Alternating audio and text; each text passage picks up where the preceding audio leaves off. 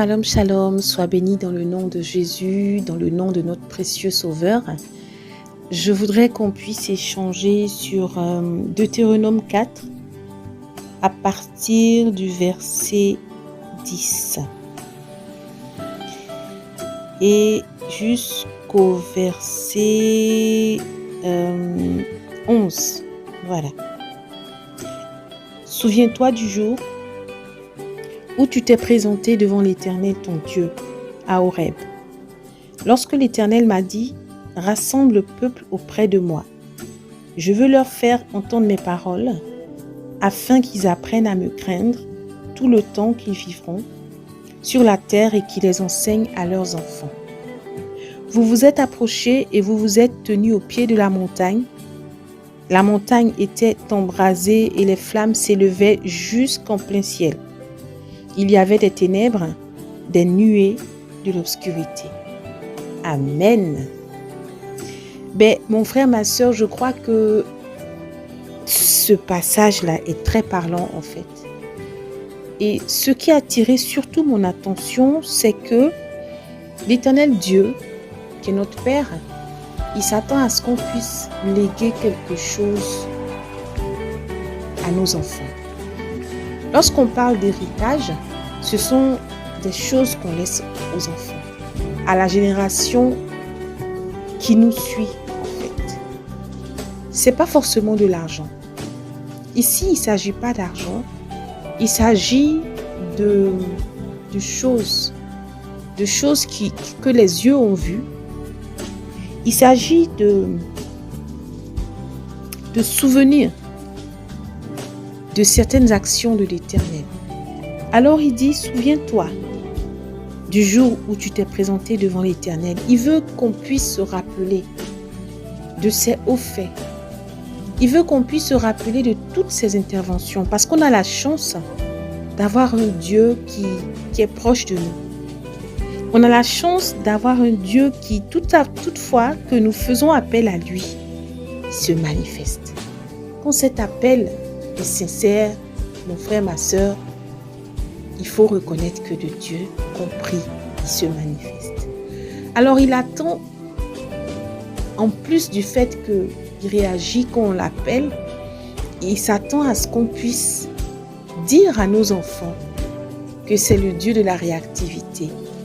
C'est le Dieu qui réagit lorsqu'on l'appelle d'un cœur sincère. C'est le Dieu qui vient à nous lorsqu'on crie à lui. Il est important, comme je disais, de laisser des enseignements, de donner des enseignements à nos enfants. Aujourd'hui, est-ce qu'on enseigne nos enfants sur les bontés de l'Éternel, sur le fait qu'en fait, ce n'est pas parce qu'ils sont jeunes qu'ils ne peuvent pas avoir une marche avec Dieu. Dieu est un Dieu de génération, Dieu est un Dieu de saison, Dieu est un Dieu d'étape. Dans la petite étape de leur vie, Dieu est amené aussi à se manifester. Et je prie dans le nom de Jésus que le Seigneur ouvre nos yeux. Ouvre les yeux de tous ceux qui sont parents, que ce soit parents biologiques, parents adoptifs. En tout cas, si tu as la charge de quelqu'un sur qui tu as les yeux, à qui même tu donnes des conseils, que tu puisses lui léguer cette part d'héritage, que le Seigneur compte sur toi pour leur enseigner. Leur enseigner quoi? Leur enseigner qu'il faut le craindre. Leur enseigner qu'il faut vouer une dévotion à l'Éternel Dieu des armées. Leur enseigner que c'est le Dieu suprême. Il est l'Éternel Dieu des armées. Il est le Dieu qui combat pour nous. Il est un Père. Il nous sécurise à tout moment. Mais seulement, il faut que le parent qui enseigne n'ait pas la mémoire courte. Si toi-même, en tant que parent, tu ne te rappelles même pas de ce que Dieu a fait pour toi, tu ne prends même pas la peine de le remercier pour les débuts, les petits commencements. Tu ne prends même pas la peine de t'émerveiller devant sa grandeur, devant l'univers qu'il a créé, devant tous ces phénomènes naturels qu'on voit aujourd'hui. Qu'est-ce que tu peux transmettre à ton enfant? Qu'est-ce que je peux transmettre à mon enfant? Si moi-même, ce sont des choses qui ne m'intéressent pas, c'est-à-dire, ça va de soi, je suis en santé, tout se passe bien, aujourd'hui ça va, demain ça va pas, ben écoute, où est la main de Dieu dans ta vie? Qu'est-ce que tu peux dire concernant la main de Dieu sur ta vie, dans ta vie? Qu'est-ce que tu peux enseigner à tes enfants? Qu'est-ce que tu as traversé et au travers de cette situation, Dieu a enlevé ton pied. Dieu a enlevé ton pied du filet de l'oiseleur. Alors pour revenir au passage, au verset 10 de toujours Deutéronome 4, on doit se souvenir de tout ce que Dieu a fait pour nous. Et on doit appeler nos enfants, les faire asseoir et leur expliquer qui est notre Dieu. Leur faire entendre, leur apprendre qu'il faut le craindre tous les temps qu'ils vivront sur la terre.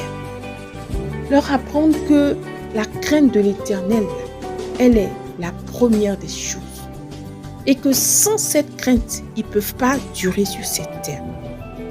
Alors, vraiment, ce partage pour nous interpeller, pour nous dire de regarder, d'ouvrir bien les yeux et de reconnaître tout ce que l'Éternel a fait pour nous et de laisser cet héritage à nos enfants. Nos enfants ont besoin de savoir combien Dieu est fidèle, combien il nous a fait sortir de situations vraiment abracadabrantes. N'hésite pas, mon frère, ma soeur, à partager à ton enfant. Même s'il est en bas âge, il y aura une manière de lui expliquer ça comme si c'était un conte, comme si c'était un dessin animé. Chaque enfant a sa communication, a le canal par lequel tu peux communiquer avec lui. Utilise ton canal. Ne dis pas non, il est petit. Non, il est encore au primaire. Non, chaque étape a son canal de communication. Fais passer le message. Fais ta part. Moi aussi, il faut que je fasse ma part.